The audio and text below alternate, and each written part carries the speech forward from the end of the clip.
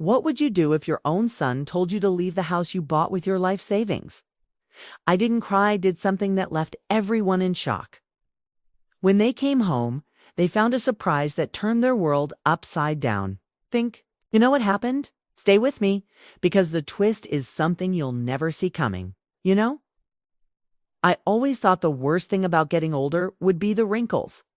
I mean, who hasn't stood in front of the bathroom mirror, tugging at their cheeks and wondering if a little tape behind the ears would do the trick?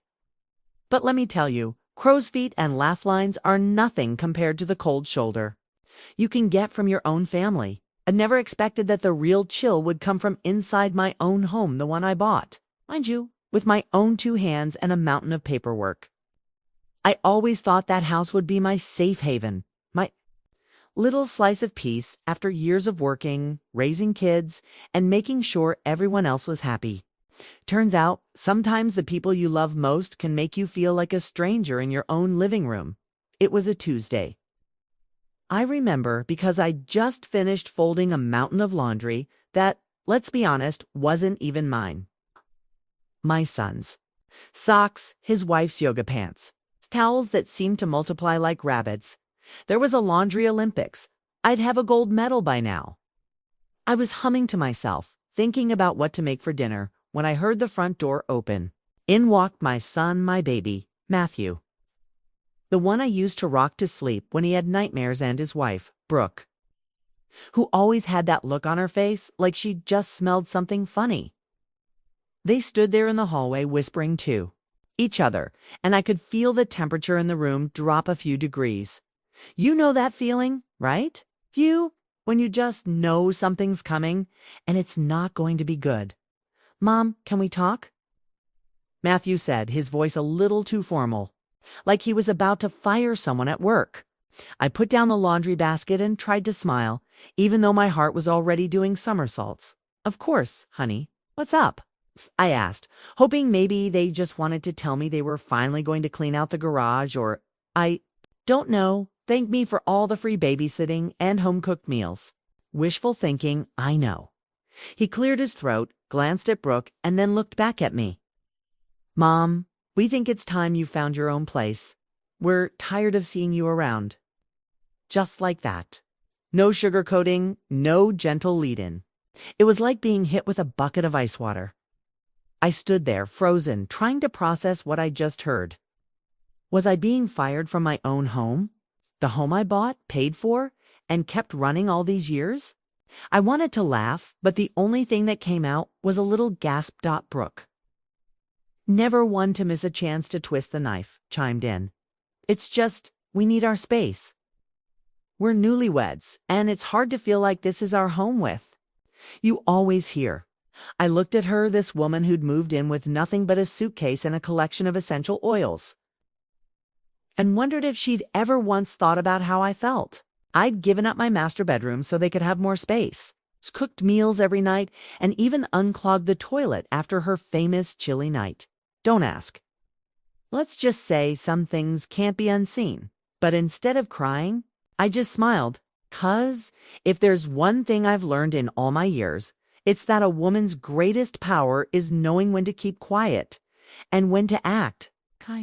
I could feel the tears stinging behind my eyes, but I refused to let them see me break. Not after everything I'd done for them. I took a deep breath, straightened my shoulders, and nodded. "I see," I said, my voice steady even though my hands were shaking. "Well, thank you for being honest." Inside, I was a mess. My mind was racing. Where would I go? What would I do? Was I really such a burden that my own son wanted me gone? But I refused to let them see any of that. I'd spent too many years putting everyone else first, and if this was how they wanted to repay me, then fine. I'd show them just how strong I could be. After they left the room, probably to celebrate their newfound freedom, I sat down at the kitchen table and let myself feel the hurt for a moment. It's funny, isn't it? You spend your whole life building a home, creating a family, and in the end, you can still end up feeling like an outsider. But as I sat there staring at the chipped mug in my hands, I realized something important. I didn't have to stay where I wasn't wanted. I didn't have to beg for scraps of kindness or tiptoe around my own house. I was still the woman who'd built a life from scratch, who'd survived heartbreak and loss and come out stronger every time. So I made a decision. I wasn't going to cry and I wasn't going to beg. I was going to take back control of my life one step at a time. Maybe it was time for a new adventure, a fresh start somewhere I could finally put myself first.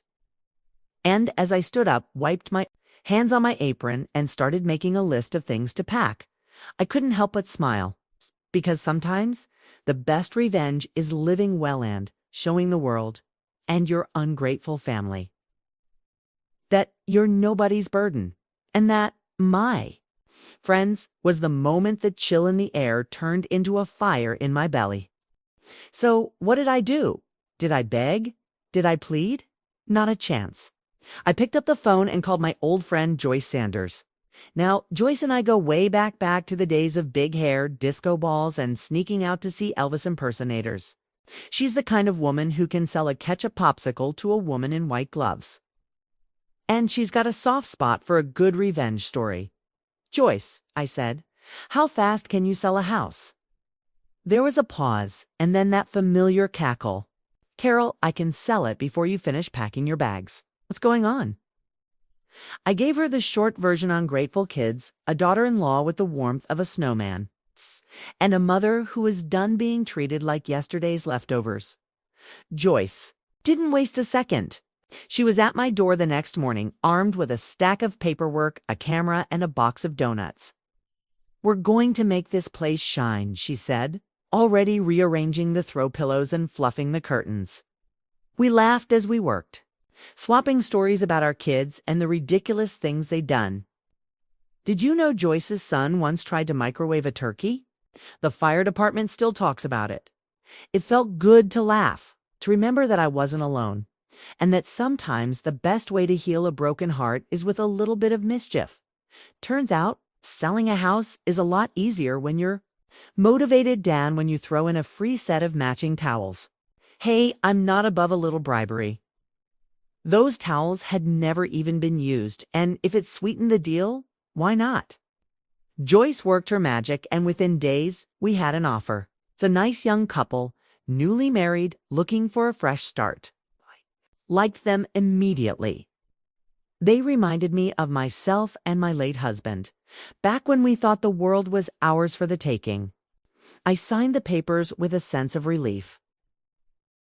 Like I was finally closing a chapter that had dragged on too long.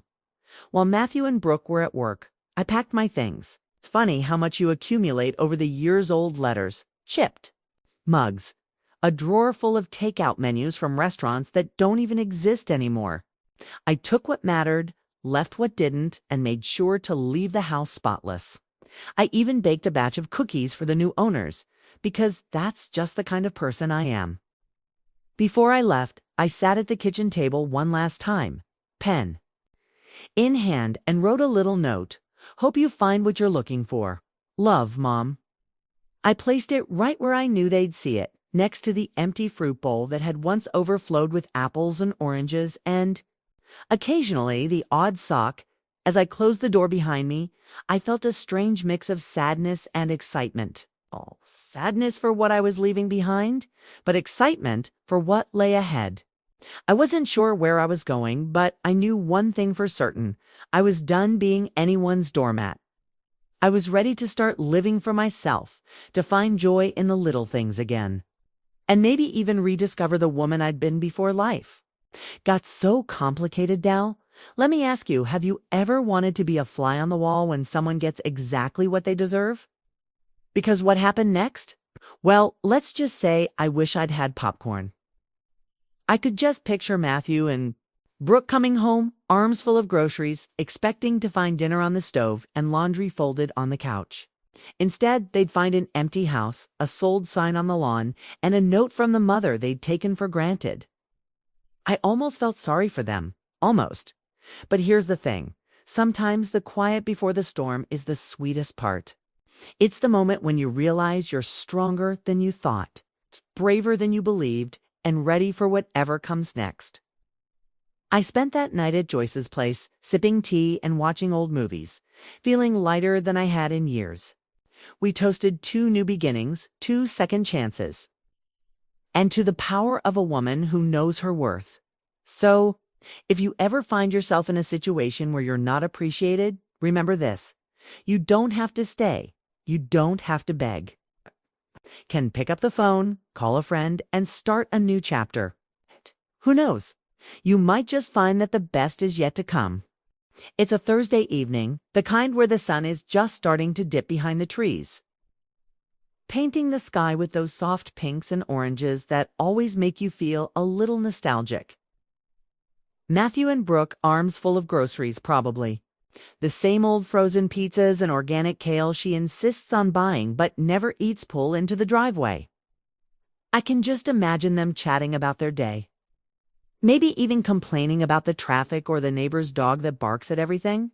That moves. They're probably already thinking about what they're going to order me to do next. Mom, can you put these away? Mom, did you remember to iron my shirt? Mom, what's for dinner? You know, the usual chorus. But this time, as they walk up the path, something is different. There's a big, bold sold sign staked right in the front yard, practically glowing in the evening light. Now, I wish I could have seen their faces in that exact moment. I really do. I heard about it later from Mrs. Whitman across the street, who never misses a thing and has binoculars that could spot a fly on the moon. She said Brooke's face turned the color of her chilly bright red and steaming, like she was about to blow her top. Matthew, he just stood there, mouth open, bags of groceries dangling from his hands, looking like he'd seen a ghost.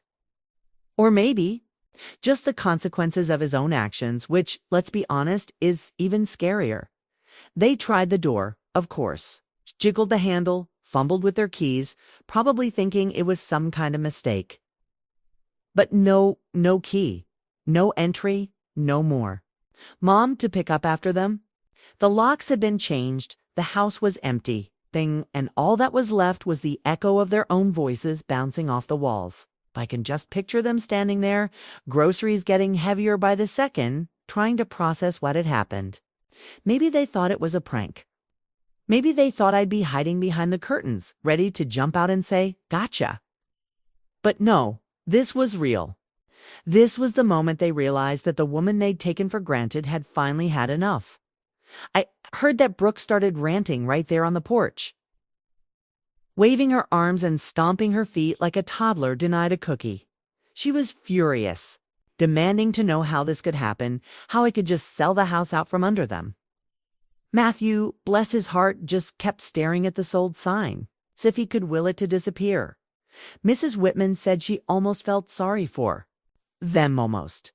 But then she remembered all the times they'd ignored her when she waved from her garden.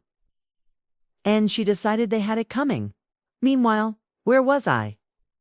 Oh, I was already settled in at Joyce's place, curled up on her couch with a hot cup of tea and a plate of her famous lemon bars. We were watching reruns of Golden Girls, laughing so hard we nearly spilled our tea. It felt good, no, it felt amazing to finally put myself first, to let go of all the resentment and frustration that had been building up for years. Joyce kept nudging me, saying, "See, I told you this would feel good." And she was right. For the first time in a long time, I felt light-free. And just a little bit wicked. I'll admit there was a tiny part of me that wondered if I'd gone too far. Was it too harsh? Should I have given them more warning? But then I remembered all the times I'd been overlooked, all the times my kindness had been mistaken for weakness. I remembered the look on Matthew's face when he told me I was a burden, the way Brooke rolled her eyes when I tried to help. No, I decided this was exactly what needed to happen. Sometimes people need a little shock to wake them up, to realize what they've lost. Joyce and I toasted 2 new beginnings to standing up for ourselves, and to the sweet, sweet taste of freedom. We talked about all the things I could do, now travel, join a book club, maybe even take up painting again. The possibilities felt endless, and for the first time in years, I was excited about the future.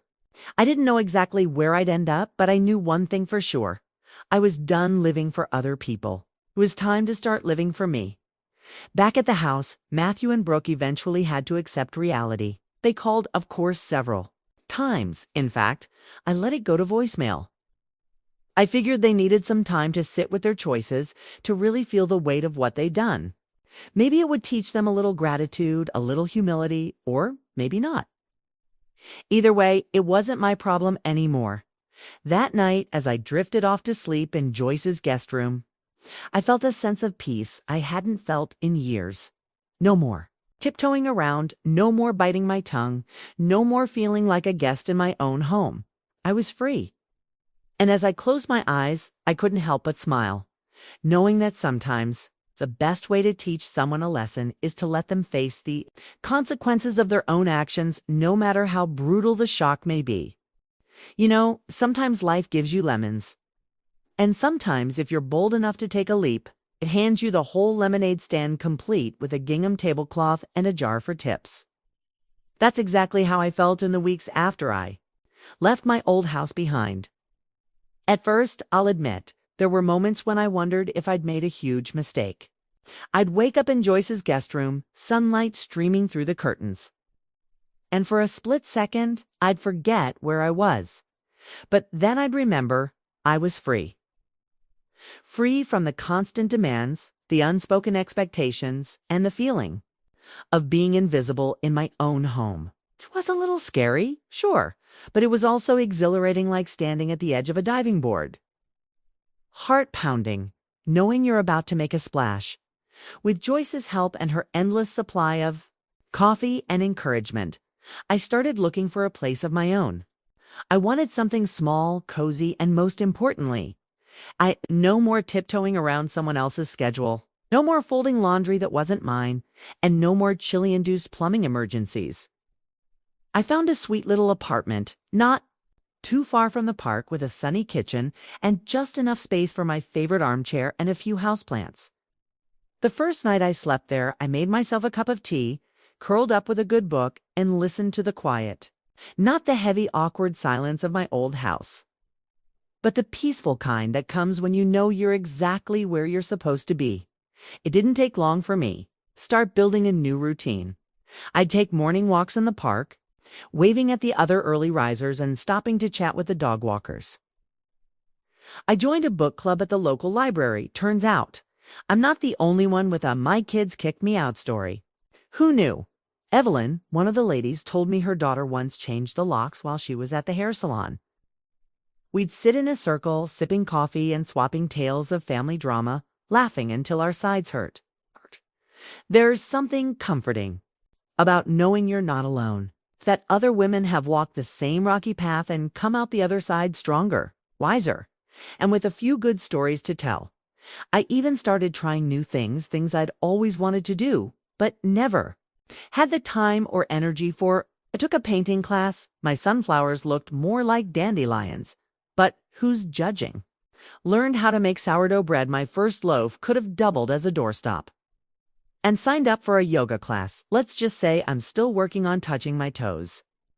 Every day felt like a little adventure, a chance to rediscover the parts of myself I'd put on the back burner for so long. And my son, well, let's just say Matthew calls a lot more now. It's funny how that works, isn't it?